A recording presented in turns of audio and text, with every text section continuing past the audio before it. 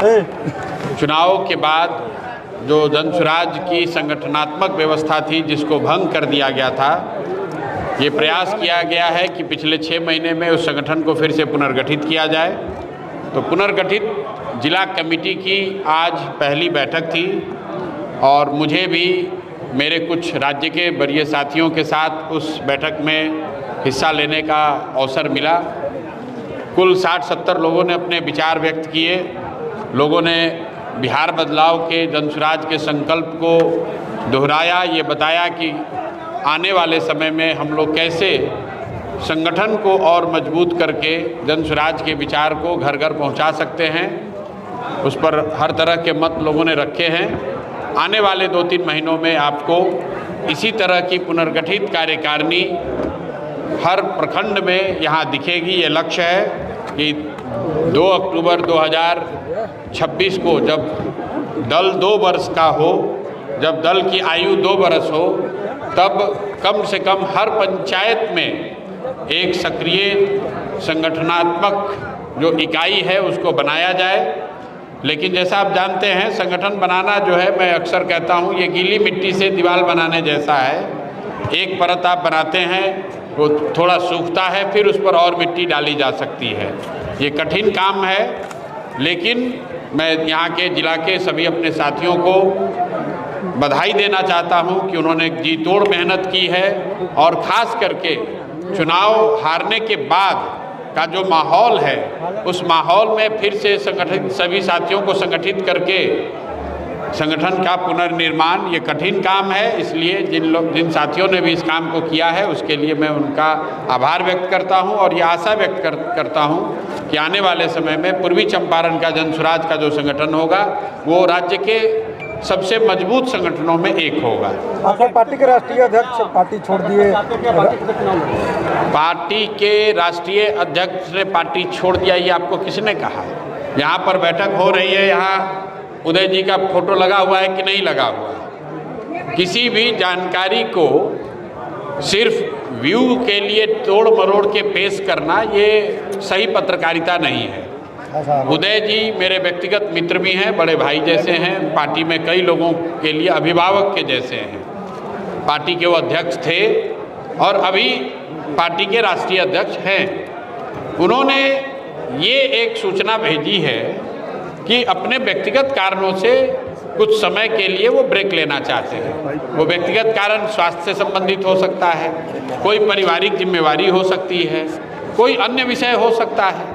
उन्होंने ना पार्टी छोड़ा है, ना पद से इस्तीफा दिया है, लेकिन आप जबरदस्ती का खबर बनाना चाहते हैं। 1 साल का उनका कार्यकाल अध्यक्ष का हम लोग के पार्टी के संविधान के अनुसार है और आज भी राष्ट्रीय अध्यक्ष उदय सिंह जी हैं और ये कार्यक्रम हो रहा है और आप देख रहे हैं उनका फोटो लगा हुआ है ऊपर। तो पटना में लड़की के साथ बदसलूकी हुआ है होटल में, उसके लिए क्या कहना है? देखिए, पटना में जो बदसलूकी हुई है दुखद है, गंभीर मामला है। आप लोग चर्चा भी कर रहे हैं, लेकिन 2-3 दिन चर्चा होगी, फिर चर्चा बंद हो जाएगी। कानून व्यवस्था की स्थिति, जब आप गलत लोगों का चुनाव करेंगे, गलत लोगों को सत्ता की चाबी देंगे, तो ये होना ही है।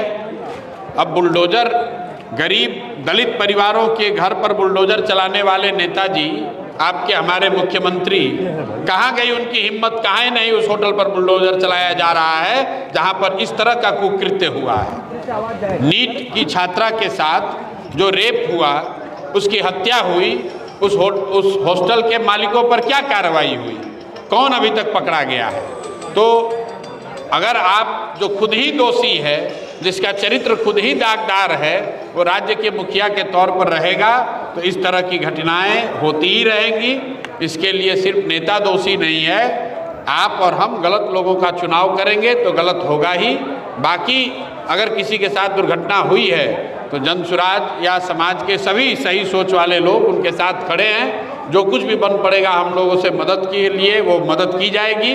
लेकिन आप ये मत समझिए कि ये घटना रुकने वाली है। जब सरकार में ऊपर बैठे हुए लोग, उनका चाल चरित्र चेहरा संदेह से ऊपर नहीं है, तो निश्चित तौर पर इस तरह की घटनाएं होती रहेंगी। बाकी पेट्रोलियम पदार्थों का दाम बढ़ा है 10 दिन के अंदर में, चौथी बात। पेट्रोलियम पदार्थ का दाम इसलिए बढ़ा है क्योंकि चुनाव अभी नहीं है।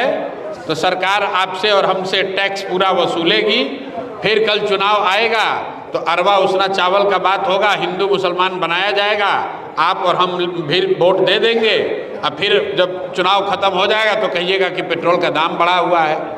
बिहार में यूपी के मुकाबले डीजल और पेट्रोल पर 10 रुपये लीटर का 10 रुपये लीटर ज़्यादा हम लोग आज से 5 बरस से दे रहे हैं। और जिस सरकार ने 10 रुपये लीटर एक्स्ट्रा तेल का दाम यहाँ रखा है बिहार में, उसी एनडीए, उसी जदयू, उसी भाजपा की सरकार को यहाँ लोगों ने 202 सीट जिताकर सरकार बनाया है। तो भाई 10 रुपये पेट्रोल का ज़्यादा दीजिए। फिर अगर आज 5 रुपया बढ़ा है तो क्यों चिल्ला रहे हैं?